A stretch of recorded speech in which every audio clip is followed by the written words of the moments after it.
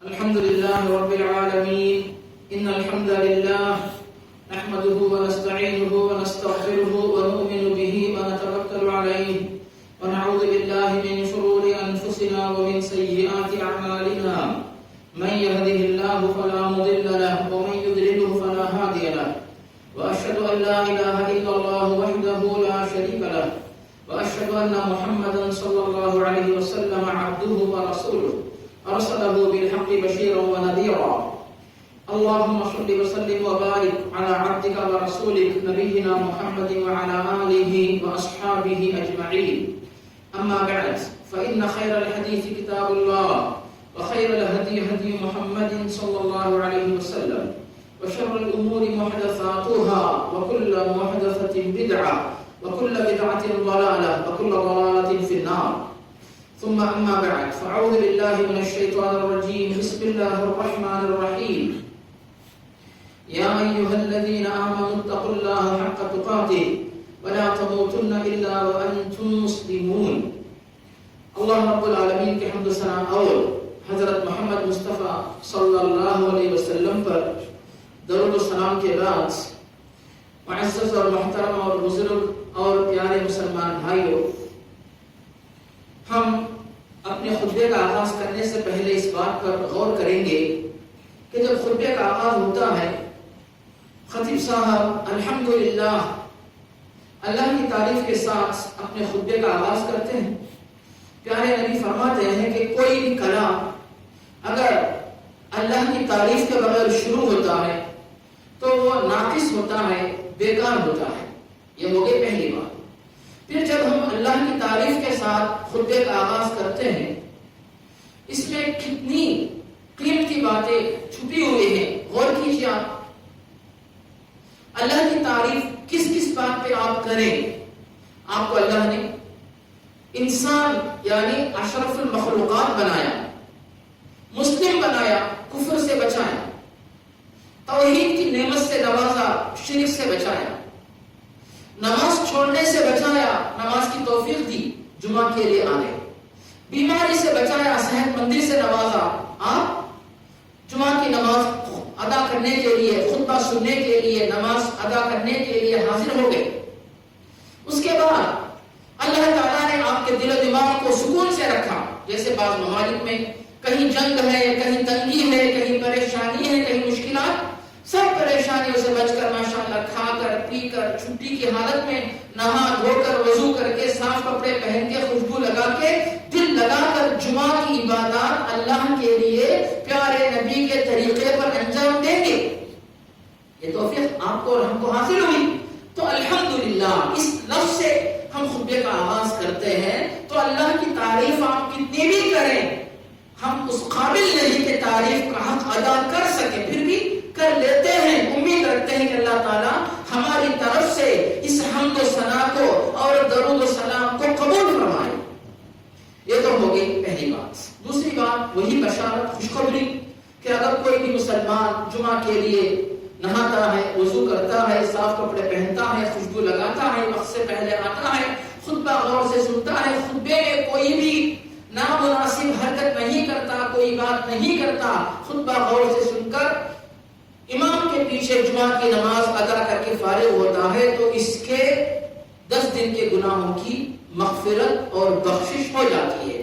تو یہ نیک ارادہ لے کر یہاں پر حاضر ہوئے ہیں، تو یہ جو انعام و اکرام ہے یہ تو چھوٹا انعام ہے، اس سے بڑھ کر کتنے انعامات اللہ نے آپ کے ہمارے لیے رکھے ہیں، ہم ان کو شمار نہیں کر سکتے۔ اب یہ ابتدائی باتیں ہونے کے بعد ہم آج جس موضوع پر معلومات حاصل کرنا چاہیں گے وہ ہے بخاری کی حدیث، بخاری کی ایک حدیث۔ آپ کو پتا ہے کہ سارے مسلمان اس بات پر ایمان رکھتے ہیں ترکت فیکم امرین۔ حاکم ایک کتاب کا نام ہے، حضرت ابو ہریرہ سے حدیث مروی ہے، پیارے نبی فرماتے ہیں کہ اللہ تعالیٰ نے مجھے آپ لوگوں کی ہدایت کے لیے 2 سہارے دیے، کتاب اللہ و سنت۔ کیا ہے؟ اللہ کی کتاب قرآن، دوسرے نمبر پر پیارے نبی کا طریقہ۔ جب تک تم لوگ ان دونوں کو تھامے رہو گے گمراہی تمہارے قریب نہیں آئے گی۔ تو قرآن شریف آپ تو جانتے ہیں، آپ کے دل میں، آپ کے ہاتھ میں، آپ کی مسجد میں، آپ کے مکان میں، سب جگہ پر ماشاءاللہ قرآن شریف کے نسخے رکھے ہوئے ہیں۔ اب دوسرے نمبر پر باری آتی ہے سنت کی، پیارے نبی کی سنت، پیارے نبی کا طریقہ۔ وہ ہمیں کہاں ملتا ہے؟ احادیث میں۔ احادیث کے کئی درجے ہیں، تو ساری امت محمدیہ کا اس بات پر اجماع ہے، سارے علماء، سارے عوام، سارے محدثین کہ سب اس بات پر متفق ہیں کہ قرآن مجید کے بعد سب سے زیادہ مستند صحیح حدیث اگر کسی کتاب میں ہے، یہ مکمل صحیح حدیثیں، وہ ہے صحیح بخاری۔ اب اس کا مطلب یہ نہیں کہ بخاری نے چونکہ صحیح کہا تو صحیح، ایسا نہیں ہے۔ بخاری کے اساتذہ نے، بخاری کے جو ساتھی ہیں، بخاری کے تلامذہ شاگرد ہیں، سب لوگوں نے اس حدیث کو روایت کیا ہے، لیکن بخاری کی تحقیق ایسی مضبوط تھی کہ ان تمام علماء محدثین کے ساتھ ساتھ جب بخاری بھی اپنی تحقیق کے ساتھ یہ کہتے ہیں کہ ہاں جس حدیث کو آپ لوگوں نے صحیح قرار دیا، میری تحقیق بھی یہ کہتی ہے کہ یہ حدیث صحیح ہے، تو علماء اس کو صحیح مان لیتے ہیں۔ تو یہ ساری امت کا اس بات پر اتفاق ہے۔ اب اس بات کے بعد ہم آگے جو دوسرا مرحلہ اس پہ بات کرتے ہیں۔ جب ہمیں پتا چلا کہ بخاری کی ساری احادیث ماشاءاللہ صحیح ہیں، تو بخاری کی احادیث میں سے ہر حدیث ہم سب کے لیے رہنمائی کا ذریعہ ہے۔ آج کی اس ملاقات میں ہم ان تمام پیاری بابرکت احادیث میں سے ایک حدیث پہ غور کرتے ہیں۔ اس حدیث کا ترجمہ ہم آپ کے سامنے اپنی زبان میں پیش کریں گے، درمیان میں تشریح آتی جائے گی۔ یہ حدیث صحیح بخاری میں کتاب الجنائز میں، یعنی جنازے کے احکامات جہاں پہ بیان کیے گئے، ان میں یہ حدیث پیش کی گئی۔ پیش کرنے والے صحابی جو پیارے نبی کے سامنے بیٹھ کر جنہوں نے سنا، وہ ہیں حضرت سمورہ بن جندب رضی اللہ عنہ۔ وہ صحابی فرماتے ہیں کہ ایک دن فجر کی نماز ہم سب نے ادا کی، فجر کی نماز ہم سب نے ادا کی۔ امام پیارے نبی تھے، مقتدی سارے صحابہ تھے۔ اس سے بات معلوم ہوتی ہے کہ پیارے نبی ہمیشہ فجر کی نماز کی پابندی کرتے، کرواتے، نماز پڑھاتے، اور صحابہ کرام بھی فجر کی نماز سے، جماعت سے جو نماز پڑھتے، جماعت سے پیچھے نہیں رہتے۔ یہ بات سمجھ میں ہے۔ اب دوسری بات، نماز پڑھا کر فارغ ہونے کے بعد پیارے نبی صلی اللہ علیہ وسلم نے سلام پھیرنے کے بعد عام کا یہ طریقہ تھا کہ قبلے کی طرف پیر کر کے مقتدیوں کی طرف چہرہ کر کے بیٹھتے تھے۔ سلام پھیرنے کے بعد سنت کا طریقہ یہ ہے کہ امام کی پیٹھ قبلے کی طرف ہو اور چہرہ مقتدی کی طرف ہو، پیچھے مڑ کر بیٹھے۔ یہ پیارے نبی ہمیشہ کرتے تھے، اس دن بھی آپ نے ویسا ہی کیا۔ دو باتیں ہو گئی۔ تیسری بات کیا ہوئی؟ ہر دن کی طرح پیارے نبی نے نماز کے بعد، ذکر و اذکار کے بعد، تسبیح کے بعد، دعاؤں کے بعد آپ نے صحابہ سے پوچھا، کیا آپ لوگوں میں سے کسی نے کوئی خواب دیکھا ہے؟ بسا اوقات صحابہ کرام پیارے نبی کو خواب سنایا کرتے، پیارے نبی بتاتے کہ یہ خواب، اس کی کچھ تعبیر ہے کہ نہیں، اس خواب سے کچھ مطلب بنتا کہ نہیں، اس خواب کا کچھ فائدہ ہے کہ نہیں، یا ایسے ہی وسوسے ہیں، آپ سمجھا دیتے۔ تو یہ جس دن کا واقعہ ہے، اس دن وہ صحابی کہتے ہیں کہ پیارے نبی نے ہم سب سے پوچھا، سارے صحابہ مسجد نبوی میں بیٹھے ہوئے ہیں ماشاءاللہ، تو سب نے کہا یا رسول اللہ ہمیں تو کوئی خواب نہیں نظر آیا۔ تب پیارے نبی نے بتایا کہ مگر میں نے خواب دیکھا، رات میں مجھے فجر سے پہلے خواب بتایا گیا۔ آپ یہاں پر سوچنے کی بات ہے، خواب جو ہوتے ہیں، کئی انبیاء کرام کو بھی خواب بتائے گئے، جیسے ابراہیم علیہ السلام کو خواب بتایا گیا کہ اپنے فرزند کو ذبح کر رہے تھے، یوسف علیہ السلام کو خواب بتایا گیا کہ سورج چاند ستارے ان کے سامنے سجدہ کر رہے ہیں، تو پیارے نبی کو بھی یہ خواب بتایا گیا. اور بخاری کی حدیث ہے رؤیا الانبیاء حق، انبیاء کرام کے جو خواب ہوتے ہیں وہ سچے ہوتے ہیں، ان کا معنی، ان کا مطلب، ان کی تعبیر سچی ہوتی ہے. یعنی وسوسے والا خواب نہیں ہوتا کہ دیکھ لیا بھول گئے، ایسا نہیں. ان خوابوں سے کچھ مطلب نکلتا ہے، فائدے کی چیز ان خوابوں میں پائی جاتی ہے. اب مطلب یہ ہوا کہ جب پیارے نبی نے کہا کہ آپ کو خواب بتایا گیا، اب اس خواب میں اللہ تعالیٰ کچھ ضروری پیغام صحابہ کو، امت کو، مجھے اور آپ کو، سارے مسلمانوں کو فائدہ پہنچانے والی بہت ساری باتیں بتانا چاہ رہا تھا، اسی لیے پیارے نبی کو وہ خواب بتایا گیا. اب پیارے نبی اس خواب کی تفصیل پیش کر رہے ہیں. اب ایک اور بات ذہن میں رکھیں، جب پیارے نبی نے کہا کہ انبیاء کے خواب سچے ہوتے ہیں، اس کی تشریح کے بارے میں علماء نے بات پیش کی کہ اللہ تعالیٰ جب اپنے نبی کے پاس کوئی پیغام پہنچاتا ہے اس کے کئی طریقے ہوتے ہیں. مثال کے طور پہ جبریل علیہ السلام آ کر کوئی پیغام سناتے ہیں، قرآن کی کوئی آیت، کوئی حدیث سناتے ہیں، یا پھر اللہ تعالیٰ خواب کے ذریعے بھی اپنے نبی کے پاس اپنی وحی پہنچاتا ہے. تو انبیاء کو جو خواب بتائے جاتے ہیں وہ بھی وحی کا ایک حصہ ہے، یعنی اللہ کی طرف سے آنے والی تعلیم ایک پیغام ہے جو امت کو پہنچانا وہ ضروری ہوتا ہے. تو آپ نے بتایا کہ جب میں رات میں سو رہا تھا اس وقت اللہ کی طرف سے دو اشخاص میرے پاس آئے، مجھے اپنے ساتھ لے لیا. اب دو کون ہیں وہ پیارے نبی ذکر نہیں کر رہے ہیں. مجھے اپنے ساتھ لے لیا، مجھے ایک مقدس زمین کی طرف لے کر گئے. وہ زمین کون سی تھی، کہاں پہ تھی، کیا ہے، آپ نے نہیں بتایا. اس کے بعد وہ ان دونوں نے مجھے ساتھ لیا، لے کر آگے بڑھ رہے تھے. بڑھتے ہوئے ایک ایسے مقام پہ پہنچے جہاں پہ ایک شخص کو عذاب دیا جا رہا ہے. یہ پہلا منظر. دو ساتھی، دو اشخاص پیارے نبی کے ساتھ نکلے. اب پہلا منظر آپ کے سامنے پیش کیا گیا. وہ پہلا منظر کیا ہے؟ ایک ایسا شخص ہے جس کو فرشتے عذاب دے رہے ہیں. عذاب کا طریقہ کیا ہے؟ آپ کو لوگ جو درخت کاٹنے کی دراتی جو استعمال کرتے ہیں اس طرح کی دراتی لے کر اس کے گال اور جبڑے کو پھاڑ رہے ہیں، ایک دفعہ اس طرف ایک دفعہ اس طرف، دونوں طرف. جیسے ہی وہ گال اور جبڑے پھاڑ رہے ہیں دوبارہ جو ہے وہ جوڑ دیے جا رہے ہیں. لیکن کوئی معمولی بات نہیں. ہاتھ میں سوئی چپ جائے انسان چلاتا ہے، ہاتھ میں کوئی انگلی کٹ جائے دواخانہ بھاگتا ہے، معمولی بات نہیں. لیکن اس کو فرشتے کاٹ رہے ہیں، پھاڑ رہے ہیں اور دوبارہ اس کو جوڑ دیا جا رہا ہے. مسلسل عذاب ہو رہا ہے. وہ بندہ چلا رہا ہے، بچانے والا کوئی نہیں، کیونکہ عذاب اللہ کی طرف سے اس کو دیا جا رہا ہے. ایک منظر.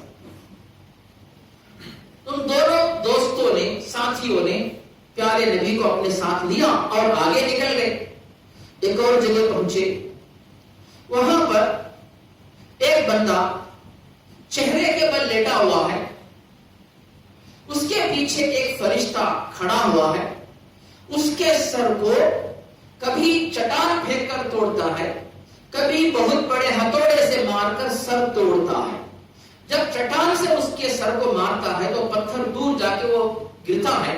فرشتہ وہ پتھر لانے کے لیے جاتا ہے، دوبارہ اللہ کی طرف سے اس کا سر جوڑ دیا جاتا ہے. سر کا ٹوٹنا پھوٹنا آسان نہیں ہے. انسان سر ٹوٹتے ہی مر جاتا ہے، بے ہوش ہو جاتا ہے. اس بندے کو یہ چونکہ عذاب ہے، موت نہیں آتی.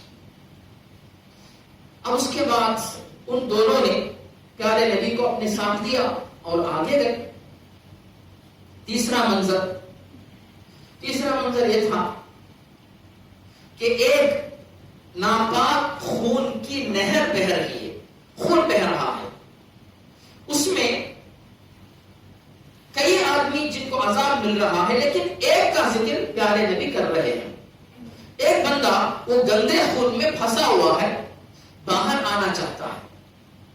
اس کے دونوں طرف دو فرشتے، ایک فرشتہ نہر کے درمیان، ایک نہر کے کنارے، اس کے منہ میں بڑے بڑے پتھروں سے اٹھا کر مار رہے ہیں تاکہ وہ بندہ نہر کے باہر نہ آنے پائے، اسی گندے خون میں پھنسا ہوا رہے، اور اس کے منہ میں پتھر مار کر عذاب دے رہے ہیں۔ 3 ہو گئے۔ چوتھے نمبر پر اور آگے بڑھے، تینوں بھی تو دیکھا کہ ایک بہت بڑا گڑھا بنایا ہوا ہے، اس گڑھے کے اندر آگ جلائی گئی ہے۔ آگ اتنی زیادہ ہے کہ شعلے اوپر آ رہے ہیں، اور وہ شعلے اتنے زیادہ طاقتور ہیں کہ ان شعلوں میں جلنے والے لوگوں کو اپنی طاقت سے اوپر لا رہے ہیں تاکہ لوگ دیکھیں کہ کون چل رہے ہیں۔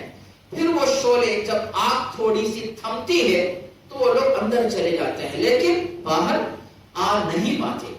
مگر بات یہ ہے کہ ان کے جسموں پر لباس نہیں ہے، اس میں کئی مرد ہیں، کئی عورتیں ہیں۔ یہ ہو گئے 4 منظر۔ اس کے بعد اور آگے نکلے، آگے دیکھا بہت بڑا خوبصورت ہرا بھرا باغ ہے، چمن ہے، اس میں ایک بہت بڑا خوبصورت درخت ہے۔ اس درخت کے نیچے بالکل لگے ہوئے ایک بزرگ شخصیت بیٹھے ہوئے ہیں، ان کے ساتھ چھوٹے چھوٹے بچے کھیل رہے ہیں۔ اس کے بعد اس درخت کے اندر سے فرشتوں نے، جو 2 ساتھی تھے نبی کے ساتھ، انہوں نے پیارے نبی کو سفر جاری کروایا۔ کچھ اونچائی پر گئے، بلندی پر، کتنی اونچائی تھی اللہ جانتا ہے۔ وہاں سے نکل کر ایک بہت بڑے محل کی طرف گئے، بہت بڑا محل جس میں 10 15 20 نہیں بلکہ کروڑوں آدمی آ سکتے ہیں۔ اس محل میں جو بہت خوبصورت تھا، عیش و آرام کی جگہ تھی، اس میں کئی بوڑھے، کئی جوان، کئی عورتیں، کئی بچے ہیں۔ وہاں سے واپس پھر درخت کے پاس آئی، اوپر اور اوپر گئے۔ یعنی میں حدیث کی تشریح نہیں کر رہا ہوں، صرف الفاظ پیش کر رہا ہوں۔ اور اوپر گئے، ایک اور اونچا محل ملا، بہت بڑا تھا۔ اس میں کچھ نوجوان مسلمان، کچھ بوڑھے مسلمان وہاں پہ تھے۔ وہاں سے نکل کر پھر اس پیڑ کی اونچائی پر، وہ پیڑ پتہ نہیں کتنے 1000 کلومیٹر اونچا ہے، اللہ ہی جانتا ہے، اور پھر اس پیڑ کے پاس آئے اور اوپر گئے۔ سر اٹھایا تو دیکھا کہ جس طرح انسان سر اٹھاتا ہے تو آسمان کی طرف اونچے اونچے بادل نظر آتے ہیں، تو بہت اونچے بادل کی طرح سب سے خوبصورت محل نظر آیا۔ تو آج اس خواب میں، اس دن کے خواب میں پیارے نبی نے کل کتنے منظر دیکھے؟ 9۔ اب یہ 9 مناظر کی تشریح پیارے نبی ان دونوں سے پوچھتے ہیں کہ پہلے یہ بتاؤ کہ آپ دونوں کون ہیں؟ یہ کیا ہو رہا ہے؟ یہ کیا کیا مناظر ہیں؟ کہیں عذاب ہے تو کہیں آرام ہے۔ اب ہم واپس چلتے ہیں۔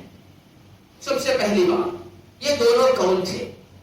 اسی حدیث میں ہے کہ ان دونوں ساتھیوں نے بتایا پیارے نبی سے کہ ان میں سے ایک تھے حضرت جبریل اور دوسرے تھے حضرت میکائیل علیہ السلام، 2 فرشتے تھے۔ ایک بات صاف ہو گئی۔ اب دوسری بات، یہ منظر کہاں کا تھا؟ یہ منظر برزخ کا تھا، جس میں آج بھی گنہگاروں کو عذاب مل رہا ہے اور نیک لوگوں کو خوشیاں مل رہی ہیں۔ اب ہم شروع کرتے ہیں کہ پیارے نبی نے ان 9 مناظر میں سے کون کون سا منظر دیکھا اور کس منظر کی کیا حقیقت ہے، کیونکہ اس حدیث میں خود ہر ایک سوال کا جواب موجود ہے، کیونکہ پیارے نبی نے فرشتوں سے پوچھا کہ کیا بات ہے، یہ کیا ہے، یہ کون ہے، یہ کیوں ہے۔ تو سب سے پہلا منظر وہ بندہ جس کے جبڑے اور گال پھاڑے جا رہے تھے، کاٹے جا رہے تھے، پھر جوڑے جا رہے تھے، یہ عذاب جو مل رہا تھا وہ کون تھا؟ وہ بندہ دنیا میں جھوٹی بات کو پھیلاتا تھا، اس کی بنیاد پہ ساری دنیا میں جھوٹ پھیل رہی تھی۔ اب جھوٹی بات کی گہرائی میں جانے کا یہ موقع نہیں، لیکن مختصراً ہم یہ کہہ سکتے ہیں دنیا میں سب سے بڑا جھوٹ شرک ہے کہ نہیں؟ کسی نے بت کا نام رکھا، کسی نے فلاں بزرگ کا نام رکھا، کسی نے فلاں کا نام رکھا کہ اس کی بھی پوجا کی جا سکتی ہے کہ نہیں؟ پتھروں کی، بتوں کی، تصویروں کی، صلیب کی پوجا کہ ان کی پوجا کرو گے تو خدا تک پہنچو گے، شرک ہے، تو بہت بڑا جھوٹ ہے۔ یا کسی مسلمان کو پھنسانے کے لیے آج کے دور میں جہاں کہیں کوئی بھی کافر، کوئی مشرک، کوئی مجرم، کوئی بھی غلط کام کر دیتا ہے، اس کو مسلمانوں کی طرف منسوب کر دیتا ہے اور مسلمانوں پہ حملے کیے جاتے ہیں، ہو رہا ہے کہ نہیں؟ تو جھوٹ ہے۔ کسی مسلمان کو بدنام یا ذلیل کرنے کے لیے جھوٹ اگر بات کہی جائے، یہ جھوٹ ہے۔ تو جھوٹی بات پھیلانے والوں کی سزا یہ کہ ان کے جبڑے اور گال پھاڑے جا رہے ہیں، یہ برزخ کا عذاب ہے۔ اب جہنم میں کیا ہونے والا ہے محشر کے بعد، وہ تو اللہ بہتر جانتا ہے۔ دوسری بات، جو بندہ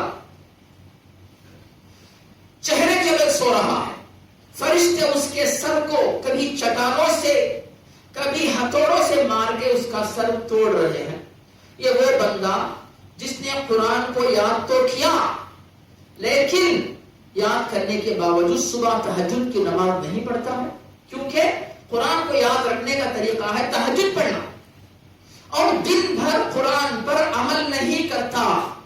عمل نہیں کرتا مطلب حرام کھا لیتا ہے، بے پردہ عورتوں کو دیکھتا ہے، شراب پی لیتا ہے، دھوکہ دے دیتا ہے، نماز چھوڑ کر سو جاتا ہے، غلط مناظر دیکھتا ہے، لوگوں میں مسلمانوں میں جھگڑے ڈال دیتا ہے، یہ سب قرآن کے خلاف ہے۔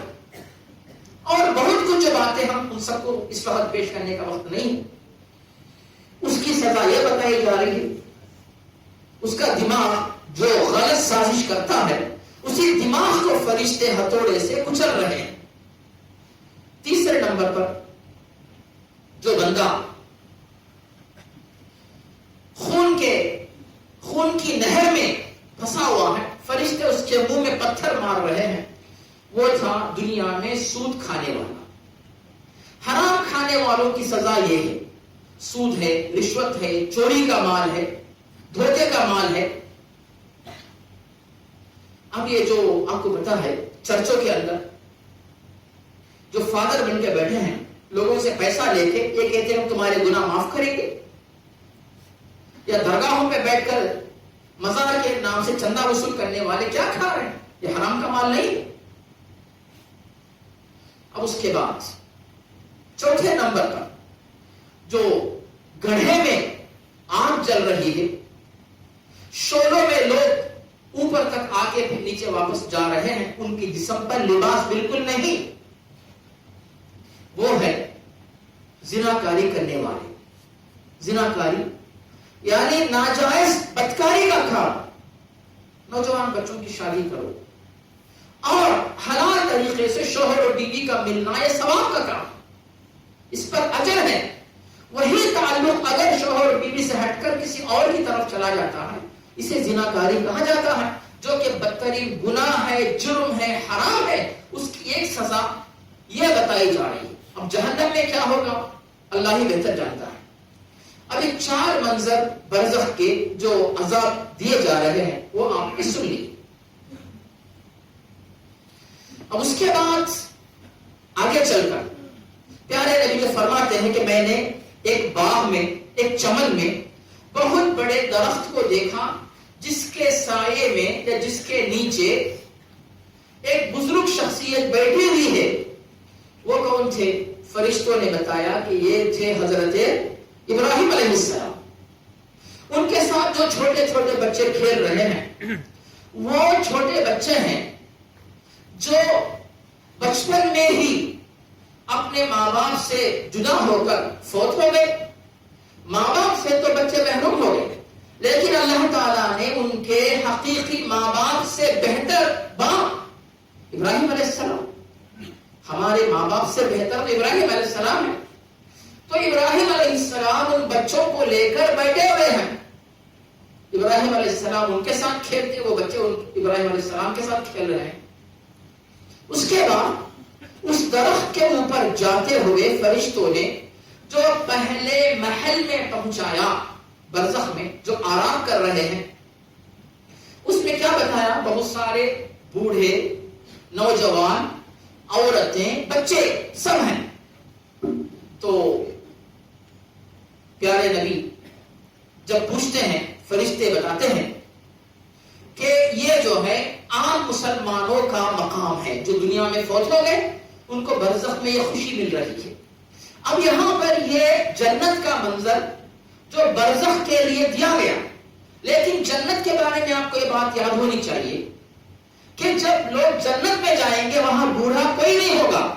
حدیث کے الفاظ ہے نا، جنت میں کوئی بوڑھا نہیں ہوگا، بوڑھی نہیں ہوگی، سب بوڑھے بوڑھیاں جو بھی دنیا میں تھے وہ جنت میں جوان بن جائیں گے۔ اب یہ منظر جنت کا نہیں بلکہ برزخ میں مسلمانوں کو جنت کی خوشی اور آرام جو ملے گا اس کا ایک عارضی مدت ہے، عارضی یہ جو یعنی وہاں رہنے کا ایک عارضی وقت ہے۔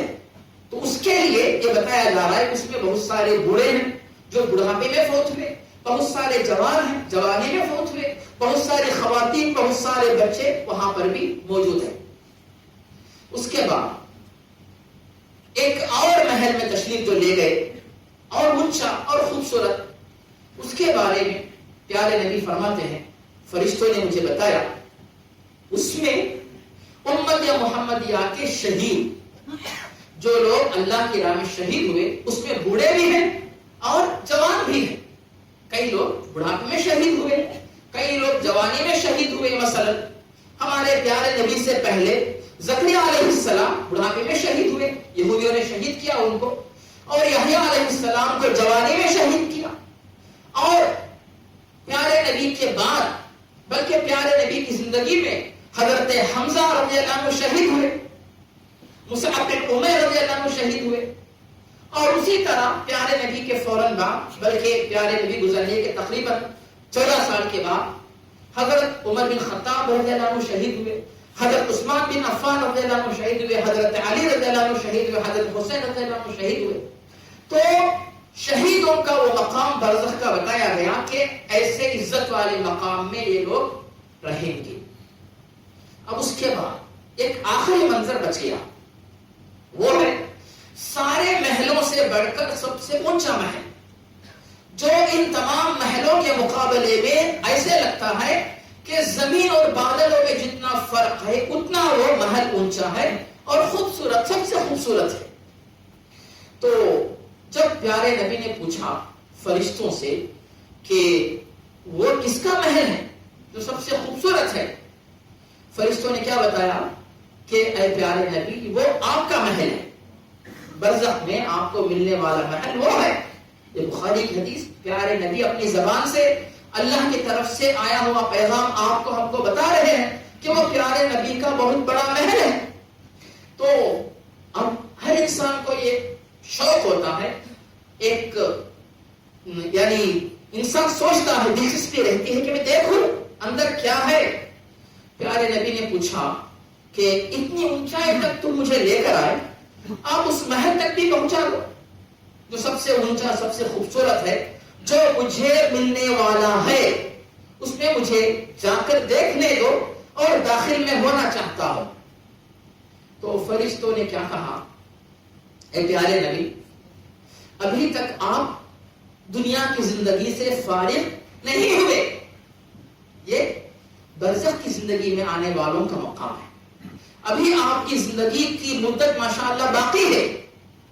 جب آپ کی حیات مکمل ہو جائے دنیا کے لحاظ سے، جب آپ دنیا چھوڑ کر آخرت کی منزل میں قدم رکھیں، اور آخرت کی منزل شروع ہوتی ہے قبر، برزخ، پھر محشر، قیامت کا دن، پھر جنت و جہنم.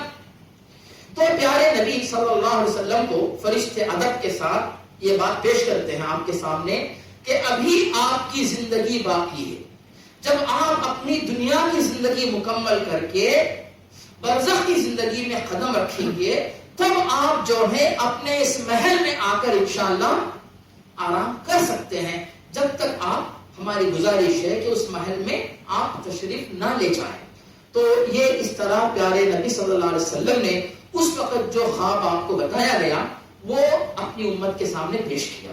اب اس خواب کی روشنی میں زیادہ تشریح کی کوئی ضرورت نہیں ہے. الفاظ بالکل آسان ہیں، معنی بالکل معلوم ہے، اور اس کے ذریعے نتیجہ بھی ہم نکال سکتے ہیں. کیا نتیجہ نکال سکتے ہیں؟ کہ ابھی بھی برزخ میں اس وقت بھی گنہگاروں کو عذاب ہو رہا ہے. یہ 4 عذاب بتائے گئے، ان کے علاوہ اور پتہ نہیں کتنے گنہگار، کتنے گناہ ایسے ہیں. یہ تو مسلمانوں کی بات تھی، پتہ نہیں دنیا میں کتنے کافر ہیں جن کو برزخ میں عذاب دیا جا رہا ہے. اور یہاں پر مسلمانوں کے لیے برزخ میں آرام ملنے کا تذکرہ ہے. تو سمجھدار آدمی کیا کرتا ہے؟ کوئی بھی آدمی سمجھدار، مثال کے طور پہ گرمی کے موسم میں آپ راستے سے گزر رہے ہیں، راستے سے جاتے وقت جو ہے ایک جگہ پر بالکل یعنی آپ کے پیر میں چپل نہیں، سر پہ سایہ نہیں، پیر چل رہے ہیں، سر چل رہے ہیں، کنارے جو ہے ایک درخت آ گیا، اس کے درخت کا سایہ ہے، اس کے نیچے کسی نے ٹھنڈا پانی رکھا ہے. آپ کیا کریں گے؟ جائیں گے نا، درخت کے سائے میں جائیں گے تاکہ پیر نہ چلیں، پانی پیئیں گے تاکہ سکون ہو. تو سمجھدار انسان وہ ہے جو تلاش کرتا ہے کہ میرا فائدہ کس میں ہے. جب آپ کو بتایا گیا کہ برزخ میں کیا ہو رہا ہے، گنہگاروں کو عذاب ہو رہا ہے اور نیک مسلمانوں کو عزت کا مہمان خانہ دیا جا رہا ہے، تو سمجھدار وہ ہے جو غلط کام نہیں کرے گا. میرے آرام کی جگہ کون سی ہے، وہاں پہ مجھے جانے کے لیے کیا کرنا ہے وہ کرے گا. تو آپ کو کیا کرنا ہے؟ بالکل آسان ہے، ایمان، نیکی. اگر غلطی ہو جائے تو توبہ استغفار ختم. تو پھر برزخ میں پیارے نبی نے جو عزت کے محل جو بتائے ہیں، اس مقام پہ ہمیں اور آپ کو اور سارے مسلمان مرد و خواتین کو جگہ انشاءاللہ مل سکتی ہے. تو ان باتوں کے ساتھ اپنے اس خطبے کو میں مکمل کر رہا ہوں. آخر میں اللہ رب العالمین کے دربار میں دعا ہے کہ اللہ تعالی ہمارے اور آپ کے گناہوں کو معاف فرمائے اور ہمارے اور آپ کی نیکیاں قبول فرمائے. ہمیں اور آپ کو اور ہمارے اور آپ کے والدین کو اور والدین کے والدین کو بھی اللہ تعالی جو ہے قبر میں، برزخ میں، محشر میں اور جنت میں جو ہے آرام و سکون عطا فرمائے. اور اللہ رب العالمین دین اسلام کو سربلندی نصیب فرمائے. ہمارے اور آپ کے گھروں میں جو مریض ہے ان کو شفا بھی نصیب فرمائے. ہمارے اور آپ کے گھروں میں جو فوت ہوئے ہیں اللہ تعالیٰ ان کے مغفرت فرمائے. اور ہمارے اور آپ کے جو روزی کے اسباب ہیں اللہ تعالیٰ ان کو جاری رکھوائے. آمین. اقول قولی هذا واستغفر الله العظيم لي ولكم ولسائر المسلمين من كل ذنب وخطيئة فاستغفروه انه هو الغفور الرحيم.